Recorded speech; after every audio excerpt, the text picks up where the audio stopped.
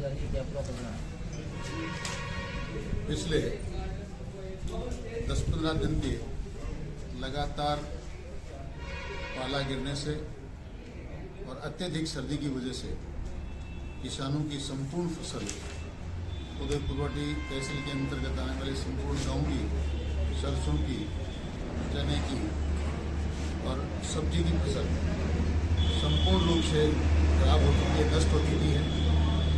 मैं उदयपुरवाटी के किसानों की तरफ से सरकार से मांग करता हूं कि जल्दी से जल्दी गिरदावरी करा के मुआवजा दिलाया जाए। मात्र मुआवजे की ही बात नहीं है, दूसरी बात यह है कि पिछले कई दिनों से उदयपुरवाटी की जनता, किसान गंभीर बिजली के संकट से जूझ रहे हैं। सरकार ने 6 घंटा बिजली देने का वादा किया था, उसके एवज में 5 घंटा बिजली दे रहे हैं। वो भी सारी बिजली रात को दी जाती है और 5 घंटा दी जाने वाली बिजली 15 घंटा में पूर्ति करते हैं। यानी इतनी ट्रिपिंग आ रही है कि 5 घंटे मिलने वाली बिजली को पूरी सप्लाई करने में 15 घंटे लग जाते हैं। इससे बुरी बात कोई हो नहीं सकती।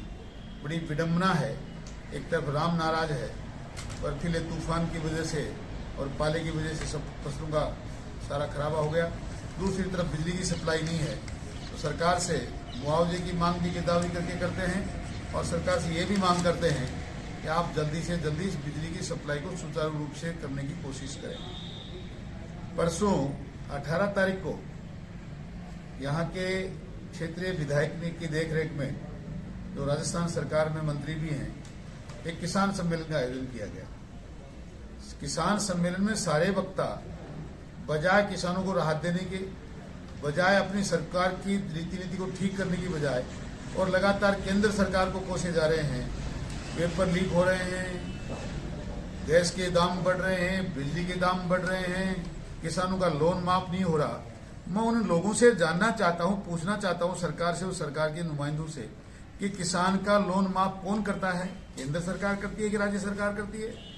आपने 4 साल राजस्थान में सरकार चला ली, आपने वादा किया था संपूर्ण लोन माफ करने का, एक नया पैसा लोन माफ कर नहीं रहे और आज वोट मांगने के टाइम पर आप केंद्र सरकार पे ठीकरा मान रहे।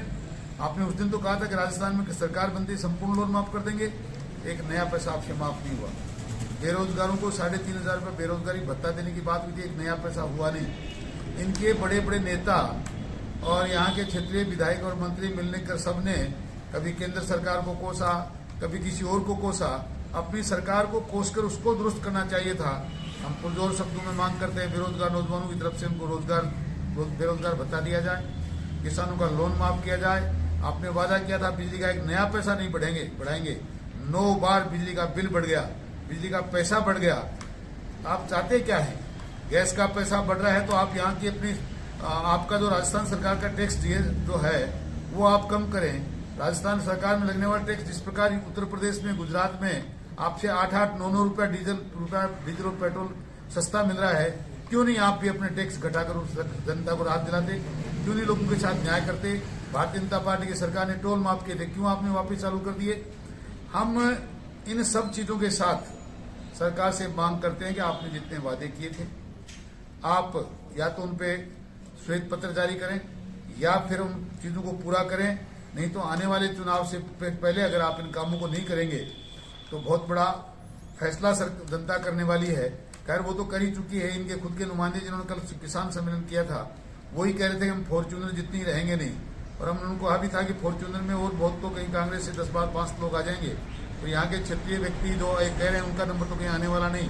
इतना नहीं, परसों दोरासर में सरेआम ऐसी समाज के लोगों को बेघर कर दिया गया, उनके घर तोड़ दिए गए, बाबा साहब की मूर्ति को उठाकर वहां से फेंक दिया गया। ये सरकार चाहती क्या है? इन सबके साथ साथ इनकी सरकार की सेंसिटिविटी देख दी। आप देखिए कि परसों हमारे यहाँ जिस दिन गुढ़ा में किसान सम्मेलन का था, उस दिन ऐसी समाज के लोग जिनको क्षेत्रीय विधायक अपना पहला प्यार कहते हैं, वो लोग अपने दिवंगत लोगों की, अपने परिवार के लोगों की पुष्पांजलि अर्पित करने के लिए लोहारगल जा रहे थे। पूरा परिवार उसमें, महिलाएं थी, बच्चे थे, पुरुष थे। और उन लोगों की गाड़ी जिस बस में वो बैठकर जा रहे थे उस बस को पकड़ा गया, उनको नीचे उतारा गया और उनसे कहा कि तुम्हारे पुरखों की अस्थि विसर्जन करना इतना जरूरी नहीं है जितना किसान सम्मेलन जो मंत्री महोदय मीटिंग बुला रहे हैं उसमें जाना जरूरी है। उनको नीचे उतारा गया और मीटिंग में ले जाकर तो गाड़ी को उनको मीटिंग में जाने के लिए मजबूर किया गया। उन बेचारों जिस बस से वो जा रहे थे उस बस में जब वो नहीं माने तो उसको सीज कर दिया गया। क्या न्याय हो रही है। जगह जगह लोगों से गाड़ियां निकाली गई हैं। जो लोग गाड़ियां वहां उनकी मीटिंग में गाड़ियां नहीं लेके गए उनको राजेंद्र गुड़ा के पीए ने और डीटीओ ने गाली गलौज की है। जबरदस्ती लोगों की गाड़ियां लेकर गए हैं और सब कुछ करने के बाद भी 5000 लोग जमा कर नहीं पाए। क्यों जनता के साथ कुठाराघात कर रहे हो। मैं आप लोगों के माध्यम से सरकार को चेताना चाहता हूं, प्रशासन को आगाह करना चाहता हूं कि बहुत हो गया। 4 साल हो गया उदयपुर वाटी में गुंडा राज चलते हुए, लूट खसोट, कभी आयरन माफिया, कभी भू माफिया, कभी रॉयल्टी माफिया, कभी खनन माफिया, क्या क्या लूट नहीं मचा रखी, कहीं बदरी माफिया। इन सबको बंद करके आप जनता को अब तो न्याय देने का काम करो। चुनाव का टाइम आ गया, आपको भी चुनाव में जाना है।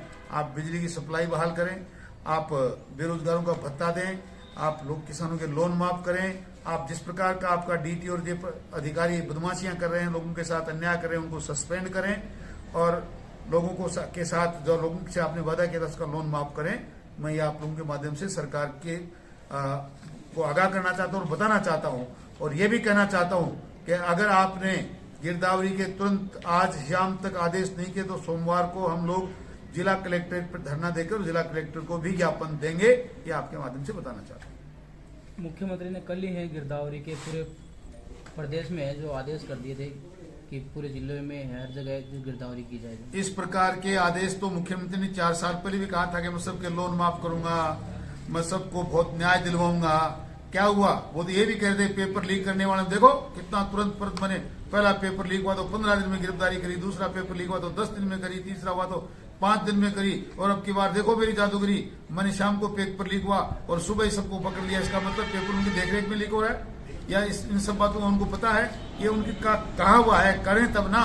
उदयपुर वाटी में अभी तक कोई गिरदावरी शुरू नहीं हुई। वो गिरदावरी शुरू कर देंगे तो हम ज्ञापन नहीं देंगे और वो गिरदावरी कल तक अगर शुरू नहीं हुई तो हम कलेक्टर के माध्यम से मुख्यमंत्री के नाम पे जिला कलेक्टर में जाकर भी ज्ञापन देने वाले हैं। किसान सम्मेलन हुआ था उसमें किसानों की बात होनी चाहिए थी, लेकिन इसमें किसानों की तो कोई एक भी किसान की चर्चा नहीं हुई। उल्टा किसानों के कोर्ट में खाज हुई, दुखती रग पर हाथ रखा गया। देखो आपका लोन माफ नहीं हुआ, देखो आपका बिजली का बिल बढ़ गया, देखो आपके बच्चों को बेरोजगार भत्ता नहीं मिला, देखिए पेपर लीक हो गए। किससे कहना चाह रहे हो। ये सारी चीजें तो किसान मांग कर रहे हैं। आप क्या किसानों के साथ मिलकर मांग करो, सरकार से इस्तीफा दो, इस सरकार को छोड़ो, फिर उन लोगों के साथ आ जाओ जो मांग कर रहे हैं, जो इस बात के लिए पुरजोर कोशिश कर रहे हैं। आपने तो अपनी सरकार की बातें जिनकी सरकार को बोलनी चाहिए थी और किसानों की तरफ से आवाज उठनी चाहिए थी, उसको आप किसानों को बता रहे हो। किसान सभा में एक विधायक आए थे, वो बोल रहे थे कि राज्य सरकार के अधीनस्थ जो बैंक है उनके लोन माफ हो गए, केंद्र सरकार के अधीनस्थ बैंक उनके माफ नहीं हुए। केंद्र सरकार किसी भी सरकार के लोन, चाहे वो राज्य सरकार के हो चाहे केंद्र सरकार के, किसी के लोन माफ हुए नहीं।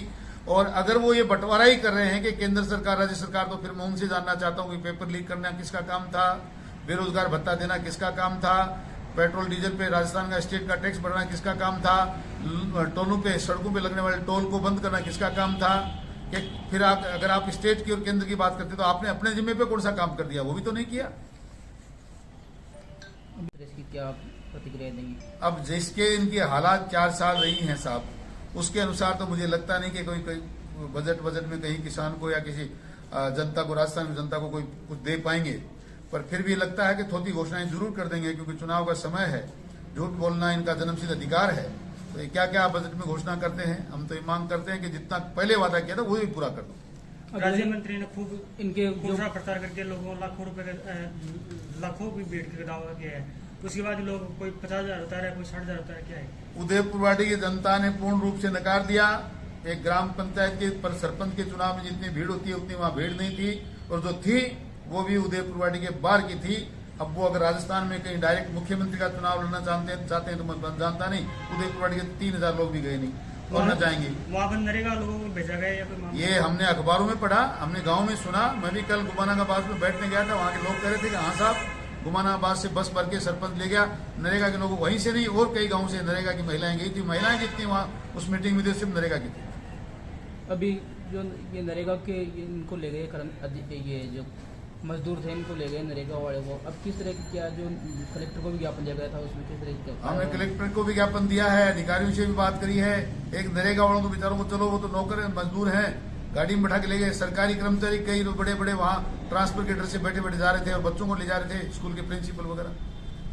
जो अधिकारी हैं उन्होंने साफ तौर पर इनकार किया कि हमारे तो जानकारी में नहीं है कि नरेगा कर्मचारी। देखिए विडम्बना, देखिए नरेगा में काम करने वाले अधिकारी ये कहते हैं कि हमें नरेगा चल भी रही है कि नहीं चल रही है, इस बात का ही पता नहीं। इससे बुरी बात तो कोई हो नहीं सकती।